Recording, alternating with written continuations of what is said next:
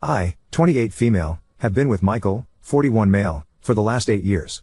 We got engaged 5 years ago and decided to get married once my master's degree was done. Michael has a daughter, F, 12, who lives across the country. I found out I was pregnant 5 months ago. When I told Michael, he looked shocked. I suggested we postpone the wedding, but he said no. In fact, let's have the wedding earlier. We can have a small courthouse wedding, and once the baby is born, we will have a nice party. I reluctantly agreed. We set a date, I got a nice dress, and my friend did my hair and makeup. I showed up and saw that Michael didn't bother wearing a clean shirt. He wore his old jeans, didn't shave or shower, and wore his old t-shirt. I asked him if he really wanted to marry me. He said yes. Let's go, hurry up. After the ceremony, we went for lunch, and he told me his daughter is moving in with us, so it's best to cancel our honeymoon/baby moon that was supposed to be in September. I was shocked and asked why. He said he can't just abandon his kid for a week. Ella is moving across the country, everything is new to her, we need to bond with her. Get over yourself. You are going to be a mom, how about a little empathy? I just stayed quiet. He went back to work, and I went back to my place to pack my stuff alone because I was officially moving in with him. Now that Ella has moved in, I feel completely unseen. He spends all his free time doing stuff with her, and I'm not invited. He says his kid has been through a lot and he needs to bond with her. I pretty much spend all my time alone, either at school or at my part-time job. I go to all my baby appointments alone. Today, he told me he is taking her to Disneyland because September is her birthday. I feel so petty, but September was supposed to be our honeymoon. I asked, and I guess I'm not invited to the trip, right? He said you were always invited, but this time I want it to be me and her only. It's the first time I get to be with her on her birthday. I just left for school and cried. Why is he punishing me for getting pregnant? Things were great before, and all of a sudden, I don't even exist anymore.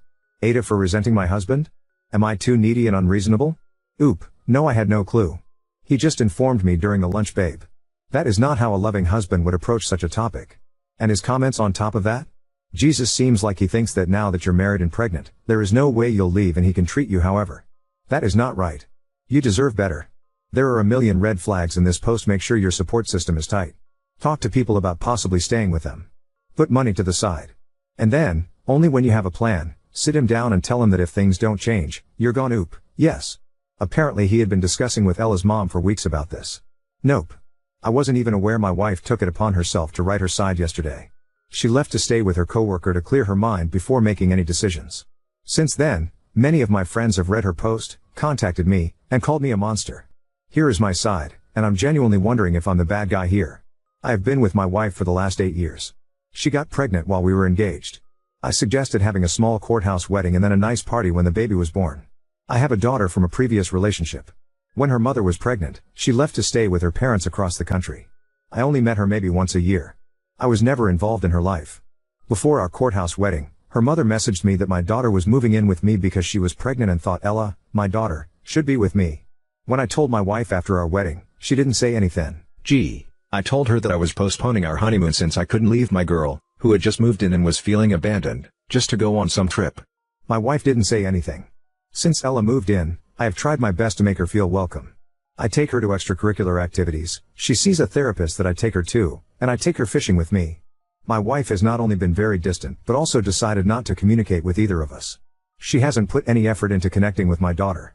They speak maybe a few words a day. My wife is always quiet, which makes things awkward. On top of that, she is jealous of my daughter and expects me to baby her because she is pregnant. She suggests crashing, I say no each time, in on any father-daughter activity without realizing my kid has been through so much. She expects me to come to all her baby appointments. I explain that I'm working full-time and do all these extracurricular activities with Ella. Plus, she can just show me the ultrasound pictures later, it's not like there is anything I can do. My presence is not necessary for these appointments. Now, here is the thing, am I an asshole for trying to be there for my child? For putting my child first? For expecting my wife to be an adult and not expect me to baby her? She is using her pregnancy to be emotional and guilt trip me because she is jealous of a literal child. Uda. Your wife is expecting your child. You have made no effort to make her feel special or wanted. You are putting your daughter's needs, understandable, over your wife's, who is also carrying your child, needs. Taking her to one of your father-daughter outings isn't going to kill you, rather it will help your daughter and wife bond. Frankly, your attitude about your wife wanting you at her medical appointments and everything in between is just concerning. You are making no effort to make your wife comfortable and more importantly at peace. Grow up and act like a husband for on. Say too. Oop, I married her. Right away. Most men walk away. Oop, You are treating me like I'm a monster and capture the princess lol, we love each other. Just because I have boundaries and expectations doesn't mean I'm a monster. Oop, I do love her and the baby she is carrying. Our problem is she likes to be treated like a child and competes with my daughter. I expect her to act like an adult. I saw people told her in her post to murder my baby. No, she is not getting an abortion. Update 1. I haven't slept all night. It's 7 a.m. in Toronto now, and I'm a mess. I thought I'd give you an update. Some of you called me a troll because you couldn't believe what an insensitive jackass I was. Well, you weren't wrong. Here's the update. My wife texted me yesterday, saying she found a new place and is planning to talk to a lawyer soon. She asked when she could come by to pack her stuff. I was floored. I thought she was kidding or trying to scare me. But she wasn't, she was very serious. She came over with her coworker, Jen. I asked her if she could please stay and talk, then I'd give her a ride back to her coworker's place later. Her coworker gave me the dirtiest look and left. We talked for hours. I'm a monster and a crappy husband. She generally has anxiety, and pregnancy made it worse, and she's been dealing with it alone. Apparently, there was a scare during an ultrasound, and she had a full-blown panic attack. She said she was so lonely that the ultrasound tech and nurses had to help her out. Luckily, further testing showed that the baby is fine. I felt sick to my stomach picturing her alone and having a panic attack. I asked her why she didn't tell me. She said she had asked me many times to come, but each time I either called it stupid or made fun of her for being a big baby. She said while she was waiting for the further testing results, she was so anxious that she was throwing up all the time. I lived with her, yet I was so full of myself I didn't even notice. I begged her to come back. She said she can't at this time because of her mental health. I asked if I could come to the appointments from now on. She said, of course. We're going to see a marriage counselor as soon as possible. She said she'll only move back when the counselor says she's ready because, at this point, she's not. I asked if I could still take her out on date nights. She looked at me and asked if I was just doing this to expect sex afterward and trick her into coming back. I swore that I would drop her off at her place every time, no sleepovers and no expectations. Just dinners, talking, and doing activities like when we were dating. She smiled. She asked about my daughter, and I told her she misses you. She said, no, she doesn't even know me. I admitted she was right. I told her I messed up and that hopefully, when she's ready, she can join us on some outings. She said, yeah, maybe. I drove her back to her coworker. So folks, as Doug Ford says, to summarize, I stayed awake all night. I'm disgusted by my actions. So that's the update as of now. My wife has left me for now, and I'm skating on very thin ice. Hopefully, I'll have more positive updates soon. P.S. I admitted I was a selfish puss. I have been getting DMs suggesting to kill myself, or hope my wife miscarries so she would be free. I'm going to stop replying. You still are TA. You weren't the only one disgusted by what you wrote. The post and the responses that followed only had one thing in common: me and I. My house, my expenses, my daughter, my rules, my this, my that. Never once did you talk about your wife in an equal partner sense of a way. Even though your wife knew about your daughter, you sprung her on her. Never once did you find it right to discuss with her first. Her life was going to be impacted by it too. She made every attempt to be close to your daughter, which was stonewalled by you. You dismissed your pregnant wife's concerns as being jealous and a baby, competing with your daughter. The fact that you were so ignorant to your wife's pleas that you totally sent her into a downward spiral. Despite all of this, your wife is still willing to give you a chance. That right there tells you what an amazing person she is. I hope for your sake, you have changed, because if you haven't, then God help you. Update 2. I met my wife for dinner, and she looked beautiful as always. She asked about my day, and I showed her my phone as the Reddit notifications kept coming in. She told me to just delete everything, saying these were some horrific, judgmental messages. She said she had read all my comments and was happy she deleted her account because it was affecting her mental health. She then told me about a weird sex dream she had, and I couldn't stop laughing. She asked me if I thought our baby would be a boy or a girl. I told her I didn't know much about pregnancy. She laughed and said, "True, I'm going to give you some of my books to read." I said, "Thank you, and I will." She went over the list of expectations I made, explained some things, and then changed some stuff. I told her I really appreciated her feedback and that I knew it wasn't her job to help me. She looked at me and said, "Are you kidding me?" When I asked for her opinion, I told her I really liked it. It felt like the old you. I wasn't invisible anymore. She said that once we got married, she felt suffocated.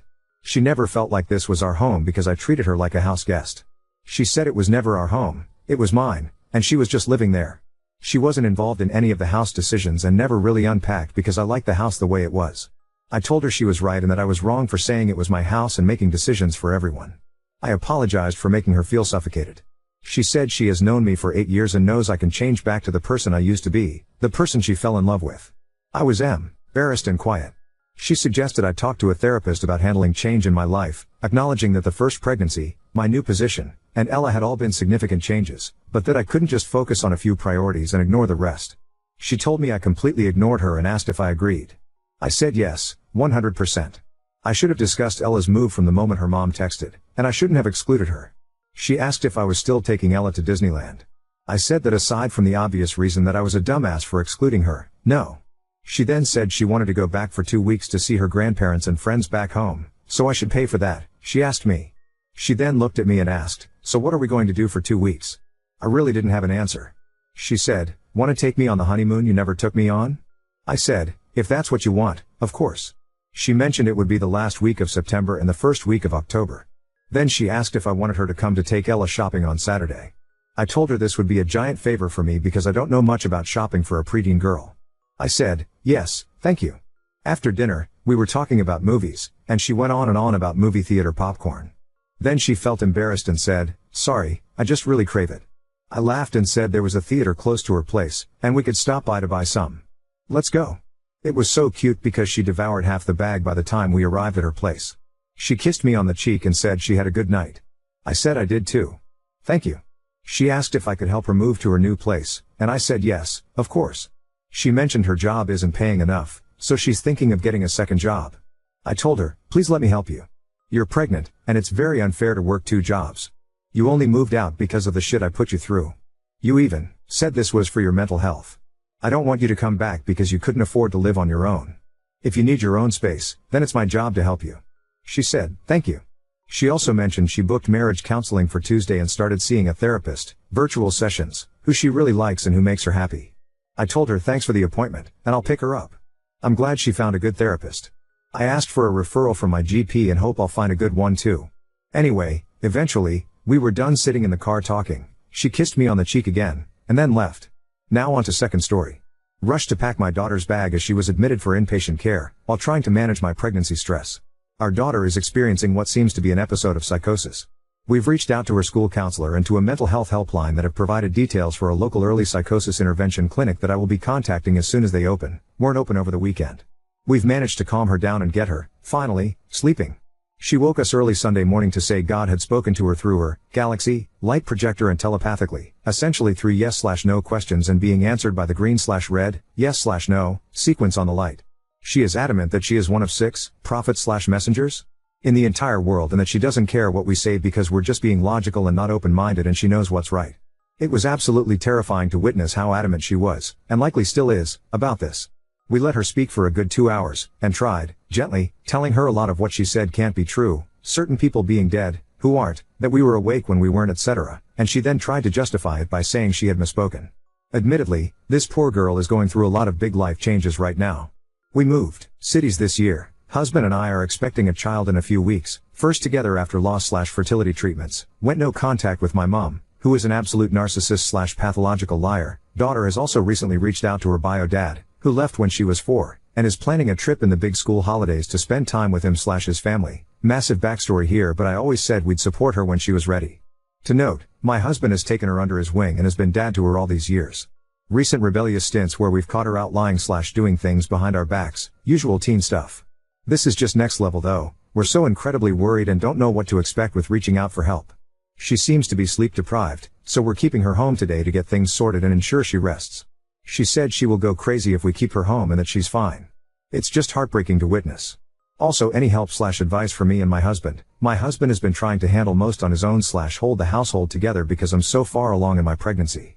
I've got a week left before taking mat leave and I'm only doing half days from home, so I will be here to support her. Edit, to add, she hadn't slept the entire night of the encounter and had trouble sleeping some nights before. We also found out that she hasn't been eating breakfast/lunch during school days, when she said she has, unsure if these are contributing factors. Also, in case anyone asks, we aren't hugely religious. We don't go to church, but we do watch a sermon online on Sundays, skipped yesterday, that we've told her she doesn't need to watch if she doesn't want to. She has a Bible. Do we confiscate this? We pray at mealtime. Euro/Samoan household for cultural context. We are not entertaining her delusions in any way, we just want to support her and get her some help before this escalates further. A genuine massive thank you to everyone who has commented with suggestions and advice. It has been a massive help during this extremely confusing time. Sorry if I don't respond to all messages. I am sure today is going to be hectic, but we're reaching out for help right away and feel we're on the right track. It's been a long morning. We've had her assessed first thing and she is being transferred to Auckland for inpatient support today. We'll be heading down too. Separately, they've organized us petrol vouchers and accommodation. Really impressed with the quick support/service we've received. Not coping so great, but we'll take it day by day. Fuck, this has been rough.